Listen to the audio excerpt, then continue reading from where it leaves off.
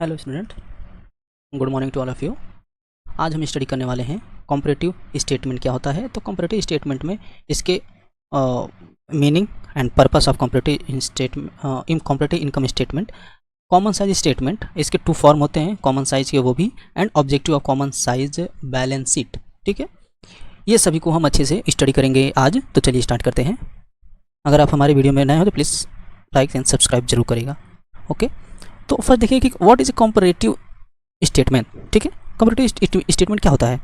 A comparative statement is a document used to compare a particular financial statement without periods statement. Okay, and previous finances are presented to in alongside with latest figure in side by side column,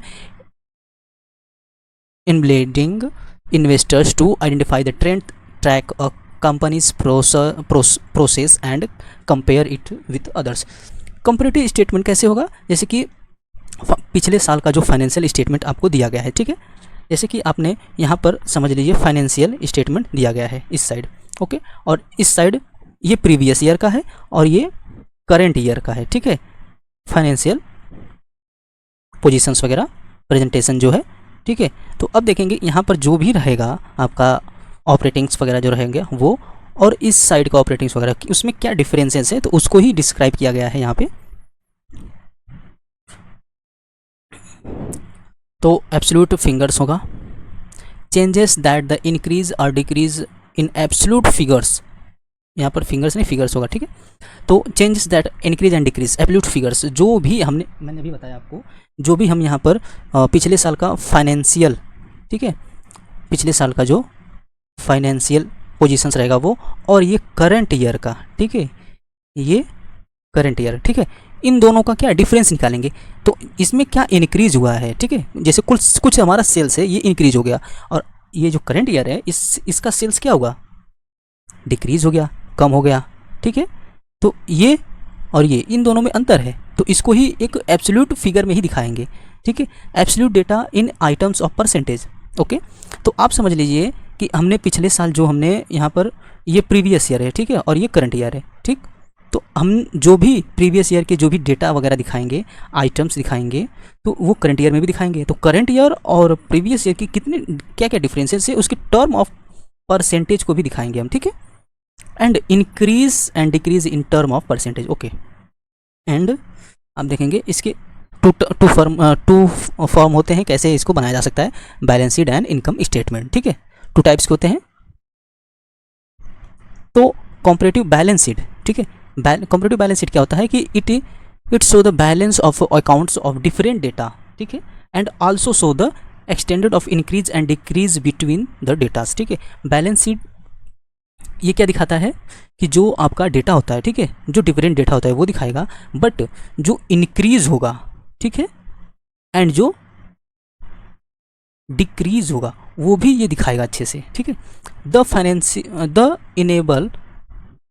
this enable the users of predict the future result और position of a particular form of the business. ठीक है, ये क्या करता है, position को भी दिखाएगा उसके बिजनेस का।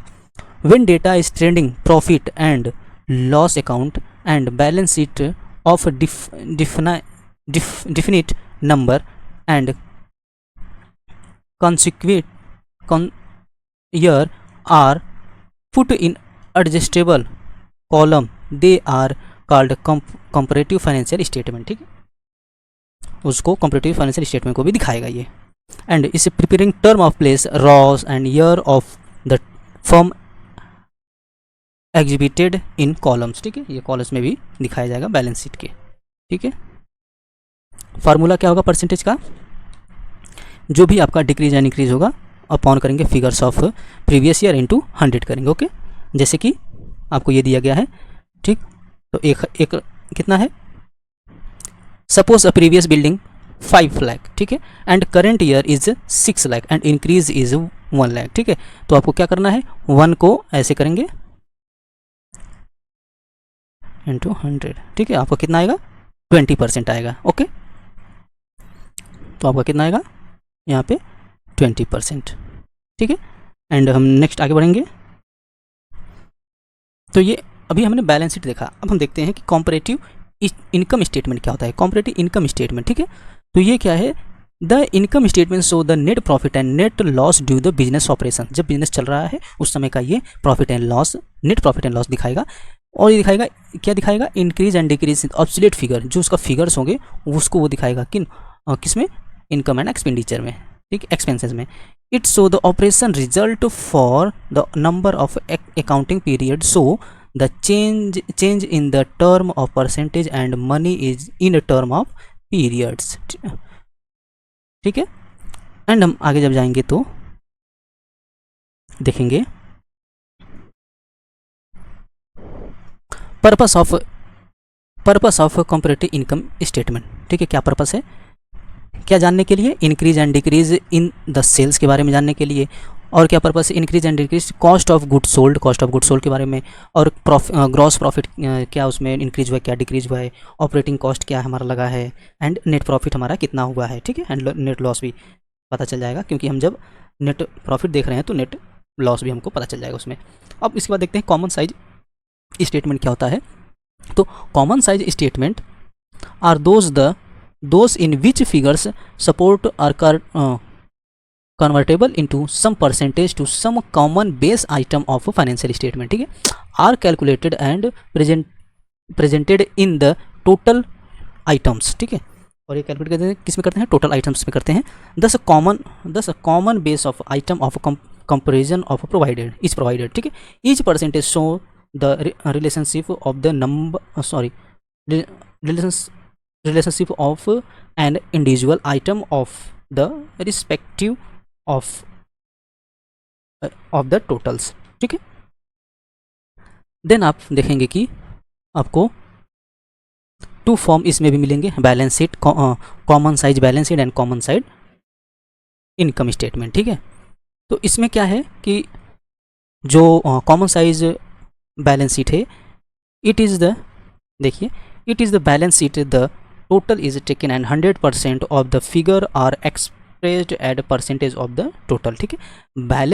This balance sheet help to identify and different trend of the difference item को भी ये दिखाएगा। For the examples such item the assessed in balance sheet as a percentage of total assessed and each liabilities as a percentage of total liabilities, okay। फिर उसके बाद देखें कि objective of common size balance sheet क्या होता है। तो क्या है, to study of changes of individual items, ठीक है, इन बैलेंस शीट। जैसे कि जो इंडिविजुअल आइटम्स होते हैं उसको कॉमन साइज में हम देखेंगे, ये इसका ऑब्जेक्टिव है। एंड उसके बाद देखें different assessed and liabilities in the balance sheet, common size से पता चलता है, ठीक है। अब हम देखेंगे आगे कि कॉमन साइज इनकम स्टेटमेंट, ठीक है, कॉमन साइज इनकम स्टेटमेंट क्या होता है, तो ये भी देख लेते हैं। In the statement sales are assumed to be equal of 100, okay. All figure cost and expenses are expressed as a percentage of total sales, ठीक है। कॉमन साइज इनकम स्टेटमेंट है, इसकी प्रॉफिट एंड लॉस और जो cost of expenses होते हैं वो सब दिखाया जाता है। It help to efficient of different period of times, ठीक है। And if it is prepared of a two firm, it can reveal